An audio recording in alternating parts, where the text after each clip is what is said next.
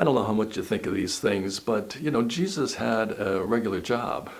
He was a carpenter, and he worked with his hands. He worked with wood. That's what carpentry is. And he went about, at least for the first 30 years of his life, as his father was a carpenter, and obviously trained under him. He did things that a carpenter would do, which was build, whether it was houses or furniture or repairing things, whatever it might be that carpentry can do. Let's read it. Mark 6:3. Is not this the carpenter, the son of Mary, the brother of James and Joseph and Judah and Simon? Is not all his sisters here? And they were offended at him. I bring this to our attention today because sometimes, you feel like the monotony of life, shoveling snow, raking leaves, kind of things are all in vain, or just going to a job, no matter how important it is, and no matter how much money you make. It just seems like, what's the sense? I want to live for eternity. I want to store up for myself treasures in heaven.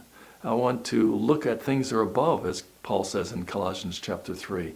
And, why do I need to do these dumb, mundane, worthless, very temporal things if I really want to live for the Lord and live for eternity? Well, we can have that thought, but we do live in a physical world. Jesus was a carpenter. He worked his hands physically and did things for a long time. He did that probably, I don't know what the age would be, whether it's age 10 or 12 to age 30, possibly 18 years he was a carpenter. I'm speculating. But in the meantime, we live in this world, and we need to understand that we need to get things done in this physical world. 1 Timothy 6:17 through 19.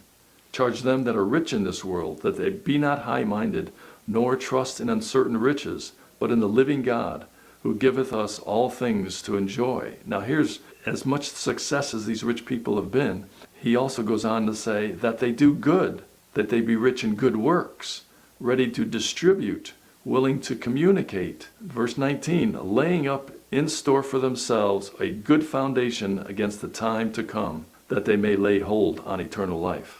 We have this eternal, heavenly account that we are storing up things for. Even though we have the mundane activities of life, we still have the spiritual things of life that we can add to our account that'll last for eternity. So don't get discouraged on the mundane things, but don't keep from not having things stored up and looking toward heaven for all eternity, because that's where we should be looking. Thanks for your time. You have a good day storing up treasures in heaven.